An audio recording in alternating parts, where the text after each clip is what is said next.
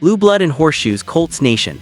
The kind of revelation that has every fan in Indy breathing a sigh of relief mixed with that electric thrill of a smart play.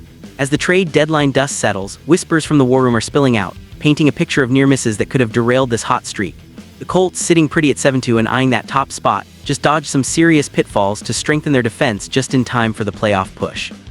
If you're part of this crew, hit that subscribe button, drop a like, and join the conversation. This community runs on real fans like you.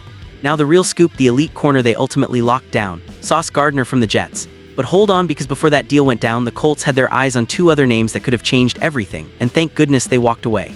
Picture this, it's deadline day, the air thick with tension in the Colts front office. The team's offense is firing on all cylinders, second only to the Broncos in the standings, but that defense, it needed a shutdown artist to handle the Dome's indoor magic at Lucas Oil Stadium. They knew cold weather road games loomed and opposing passers would try to carve them up. So the scouts and GM Chris Ballard are burning the phones, hunting for cornerback gold.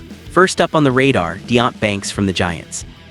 Kid burst out as a rookie with 64 tackles and a couple of picks, looking like the future.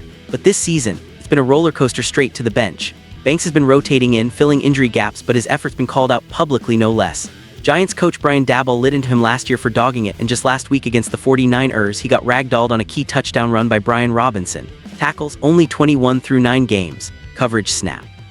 He's allowing catches left and right, with a coverage rating that's dipped hard. Analysts are shocked Indy even sniffed around him, probably because their DB coach Jerome Henderson pushed for it back when he was with New York. But man, that would have been a gamble on a guy who's more potential than polish right now. Then they turn to Alontae Taylor of the Saints. At 26, he's hitting his stride, last year career highs with 61 solo tackles, 28 assists, and 4 sacks. Solid, versatile, the kind of corner who can disrupt from anywhere. This season, 44 tackles and a sack already. New Orleans has him locked in, but the Colts check the availability, feeling the market tightening. Taylor's the steadier option, no doubt, with that Saints swagger translating anywhere. But the price? It might have climbed, and Ballard was about to overpay for good when elite was on the table.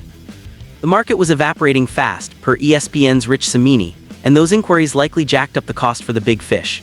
Shipping out A.D. Mitchell, that promising receiver, plus a 2026 first and a 2027 first, steep but for sauce, worth every pick. Gardner's a 3-time Pro Bowler, locked down from day one, with the pedigree to anchor Indy's secondary against the Falcons this weekend and beyond. Facing Atlanta in the Dome, where the air's perfect for deep balls, having Sauce patrolling the sideline is pure blue blood insurance. Fans, you can feel the momentum building. That 7-2 mark doesn't lie, wins over tough foes, Anthony Richardson slinging it like vintage prime, the horseshoes gleaming. But this behind-the-scenes drama, it underscores how close they came to settling. Ballard and crew didn't blink, they pounced on excellence. As the Colts gear up for Sunday, tying the Broncos at 8-2 feels inevitable, and with Gardner in the mix, those January home playoff dreams, they're looking sharper than ever. The front office just earned some serious stripes, proving they're playing chess while others play checkers.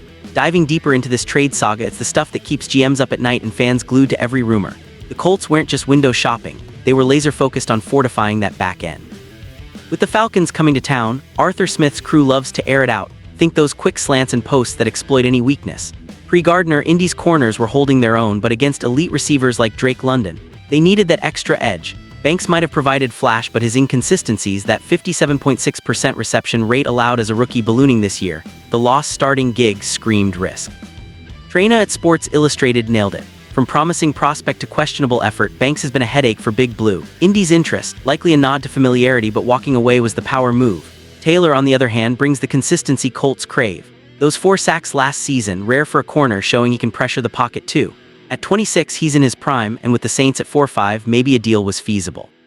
But the report hints the drying market pushed them toward Gardner, anticipating those Dome exploits by visiting QS. Lucas Oil's climate control perfection can turn games into shootouts if your secondary falters. Ballard saw the vision, not just patching holes but building a fortress. And let's talk Sauce. The guy's a unicorn, 63 ball-hawking instincts, and that's just pedigree where he shut down the league's best. In Indy, pairing him with the likes of Kenny Moore and Juju Brents. It's a nightmare for offenses. The cost was high, no denying it. A.D. Mitchell had upside, those future firsts stink. But for a team eyeing the Super Bowl window with a young QB like Richardson, it's an investment. The Colts aren't rebuilding, they're contending, and this move screams it. Blue blood and horseshoes shining brighter now, Colts Nation. That near miss with Banks could have been a regret festering all season, a band-aid on a bullet wound. Taylor, solid upgrade, but not the game changer. Instead, they landed the elite piece, the one who elevates everyone. As Sunday approaches, the energy in Indy is palpable, tailgates firing up, Colts marching toward 8-2, and a defense that's suddenly Super Bowl caliber. This community's buzzing, from the diehards who've bled blue since Peyton's days to the new wave riding this surge. Reflecting on it, this deadline tale is a testament to patience and vision. In a league of impulse deals, the Colts played it cool, weighed options, and struck gold. No what-ifs haunting the playoffs, just forward momentum. Fans, lace up the hunts on, and with sauce in the fold, those horseshoes are lucky as ever. Keep the faith, hit those notifications, and let's ride this wave together. The blue blood runs deep, and this season, it's ours to claim.